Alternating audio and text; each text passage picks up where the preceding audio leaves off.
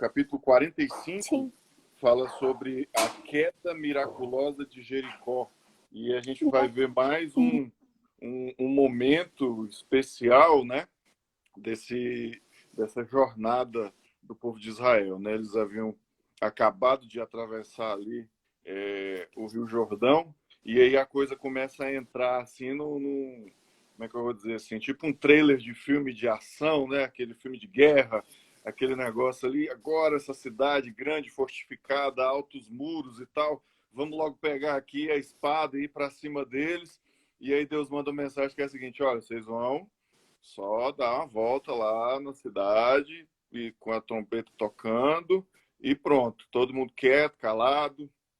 Aí imagina uma situação dessa, né? Você deve pensar, mas como assim? Não é melhor a gente ir logo para cima e Todo mundo resolver tudo? perdido. Não, calma. E a gente vai vendo algumas coisas assim da forma como Deus realiza as coisas, muito diferente, né? É o começo da liderança de Sim. Josué ali, a primeira grande luta, grande batalha, e a gente vê ali os métodos um pouco diferentes, né? Você esperaria que já montasse logo uma estratégia de guerra e fosse para cima, mas a ordem foi totalmente diferente. Então, começa aqui falando sobre o método simples de Deus. Durante 6 dias, Israel fez o circuito da cidade. Chegou o 7º dia, e assim que surgiu o primeiro raio de luz, olha só, bem cedinho, mais ou menos no horário aqui que a gente faz a nossa live, né?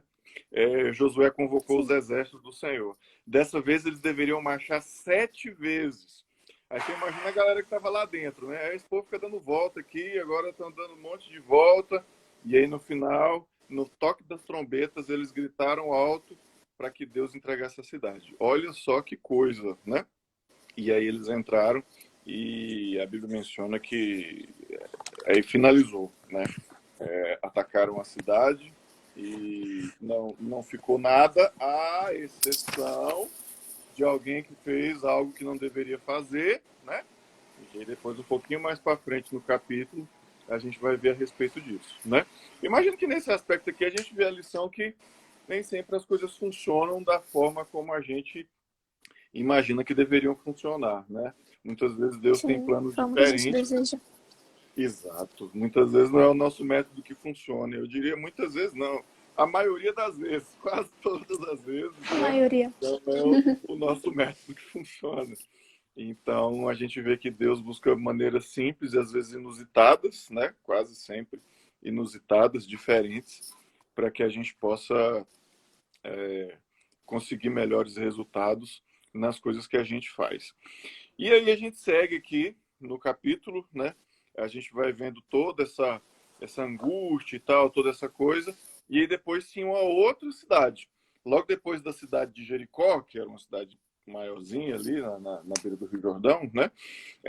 A próxima cidade a ser atacada seria Ai. Ai era uma cidade pequena, perto de algumas colinas, poucos quilômetros ali a oeste do Vale do Rio Jordão. Os espiões foram lá, dizer que tinha pouco habitante, nem ia precisar de muita força, e mais uma vez essa diferença da visão humana para a visão divina, né?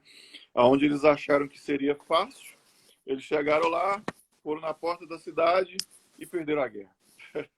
Foram humilhados, tiveram que sair correndo de lá. Eles tinham um exército aqui, se eu não me engano, de 3.000 homens, isso. 3.000 homens seria suficiente para conquistar o lugar. Foram lá e tal, tiveram resistência, os cananeus perseguiram eles. Não foi tão ruim a coisa, né? Morreram 36 homens, assim, 36 de 3.000 realmente é pouco, né? Mas eles É muito esperavam que pouco. fosse. É pouquinho, dá 1%, 1%. Então, assim, só que aí eles quebraram a cara, né? Diferente de Jericó, que era um lugar que eles tinham medo e tal, mas fizeram uma estratégia totalmente diferente. Então pensaram, o que aconteceu? Alguma coisa aqui não funcionou bem, né? E aí foram verificar e ver o que tinha acontecido, e eles tinham lá os métodos deles, né, de consultar o Senhor. Foram tirando sortes e tal, e aí buscaram a resposta de Deus. Deus deu qual era a tribo, depois qual era a família, qual era a casa. Tem aqui, né, toda a descrição. Foi indicado primeiro a tribo, depois a família, então a casa e depois o homem. E o homem era Acã. E aí descobriram que Acã E aí só então ele confessou, né, que ele tinha pego uma capa, uma bela capa feita na Babilônia. E a ordem era para não ter nenhum despojo daquele lugar, para sair dali sem pegar nada de lá. E aí ele pegou a capa e guardou para ele. A Bíblia fala que ele guardou prata, uma barra de ouro, várias coisas e enterrou, né? E aí fica uma lição muito forte, né? Do apego a esse tipo de coisa que pode trazer problemas para nós. E na história dele, interessante também, que ele não se arrependeu, né? Ele deixou o negócio ir rolando lá e somente confessou quando já tinha chegado nele. Então, também é importante Sim. esse aspecto de que muitas vezes é melhor a gente resolver logo as coisas, resolver logo os problemas, né? E aí é a última parte aqui do capítulo, a diferença entre a confissão genuína e a confissão forçada.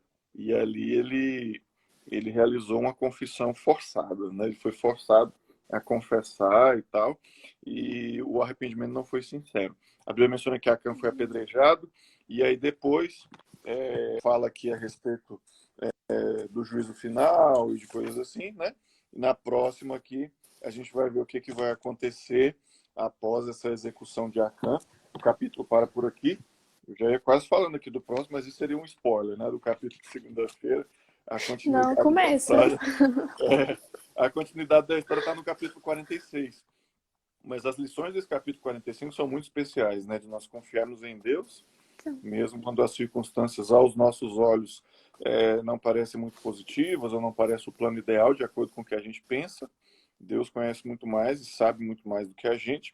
E o aspecto da gente não se apegar a essas capas da Babilônia, né? Que muitas vezes há coisas que podem estar na nossa vida, nos afastando de Deus e atraindo problemas para nós. E por último, que a gente possa aprender a reconhecer os nossos erros, a confessá-los e a nos colocar nas mãos de Deus para que Ele guie a nossa vida e a gente tenha uma confissão genuína, verdadeira, sincera e não a situação de Acã, né, de uma confissão forçada. Eu acho que é por aí. Sim. É uma ótima lição. O arrependimento, né? Tem que ser sincero e verdadeiro. É isso que ele quer. É de coração. Com certeza. Para que a gente possa, então, superar esses problemas, essas dificuldades que todos nós temos e assim Deus possa nos abençoar, né? E a gente possa aprender com Sim. isso e que nesse novo dia, né, a gente cresça espiritualmente e possa perceber essas bênçãos da atuação de Deus na vida da gente, né? Vamos orar, então? Vamos orar. Vamos lá. Querido Deus, nós te agradecemos, ó Pai, pelos momentos que aqui passamos, falando a respeito da Tua palavra, falando a respeito do cuidado que o Senhor tem por cada um de nós, falando a respeito da necessidade que temos de reconhecer a Tua soberania sobre a nossa vida e pedimos que o Senhor possa estar nos guiando, ó Deus, nos ajudando a reconhecermos os nossos pecados, os nossos erros, nos colocarmos na Tua mão e aceitarmos o Teu plano para a nossa vida. É o que nós pedimos e agradecemos em nome de Jesus. Amém, Senhor. Amém.